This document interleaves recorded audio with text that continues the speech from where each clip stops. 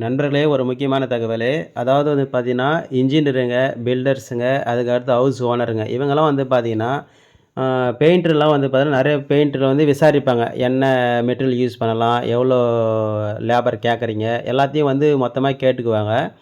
ஆனா கேட்டுட்ட பிறகு வந்து பார்த்தீங்கன்னா, டீட்டெயிலா தெரிஞ்சிட்ட பிறகு, நாம வந்து ஒரு கான்ட்ராக்டா இருக்கிறவங்க வந்து ரேட்டா தான் எடுப்போம், கான்ட்ராக்ட்டா தான் எடுப்போம். அந்த மாரி செய்யும்போதுல ஆ, சில பெயிண்டர் வந்து பார்த்தோன்னா, கூலி குடுத்தா போதுன்ற மாரி வேலைய வந்து எடுத்து செய்யறதுக்கு சில பேர் வந்து தகவல் குடுப்பாங்க.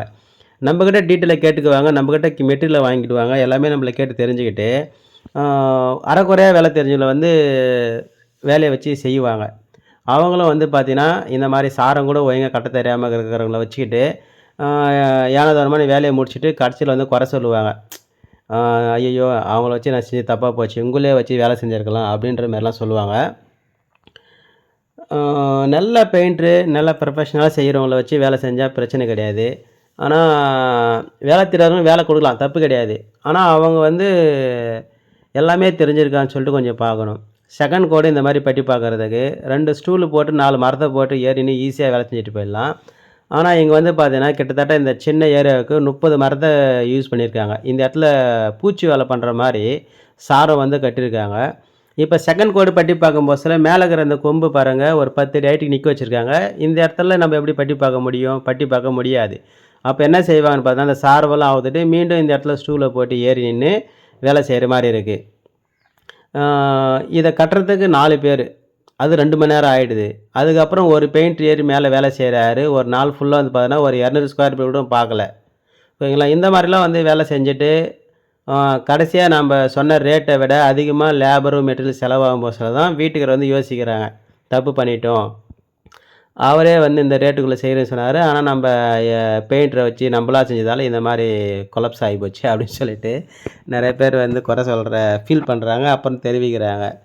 ஆ ஒரு ரேட்டுக்கு வந்து ஒரு கான்ட்ராக்டர் பெயிண்டர் வந்து பேசுறாருன்னா, அங்க வே ஒர்க் என்ன இருக்கு?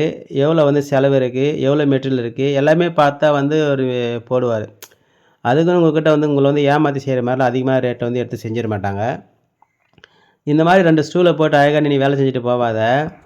பூச்சி வேலை பண்ற மாரி ஏகப்பட்ட மரத்த வாங்கியாந்து வச்சுக்கிட்டு, ஸ்டூல ஒரு பக்கமா வச்சுக்கிட்டு, அதாவது இந்த பெயிண்டர்களுக்கு வந்து ஓரளவுக்கு வேலை தெரியும்.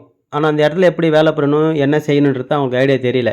இந்த இடத்துல பாருங்க, மரம் நிக்க வச்சிருக்காங்க. ஸ்ட்ரைட்டா வச்சிருக்காங்க பாருங்க. இந்த மாரி வச்சா கண்டிப்பா சாரம் வந்து சாயறதுக்கு வாய்ப்பு இருக்கு. என்ன வேணும் இந்த குறுக்கு மரம் போட்டுக்கிறது வந்து எங்கேயாவது செவுத்துல முட்டிக்கிட்டு இருந்தா சாயாம இருக்கும். அப்படி சப்போஸ் கேப் இருந்தா கண்டிப்பா வந்து விழுந்துரும். இந்த மாரி வச்சு கட்டியிருக்காங்க பாருங்க. ஆ இது வந்து அவங்களுக்கு வந்து ஒரு சாரம் எப்படி கட்டணும்? எந்த இடத்துல எப்படி வேலை செய்யணும்? இந்த இடத்துல சாரம் தேவையா? தேவையில்லையா? இதெல்லாம் வந்து கெஸ் பண்ற அளவுக்கு அவங்களுக்கு அனுபவம் வந்து கண்டிப்பா கிடையாது.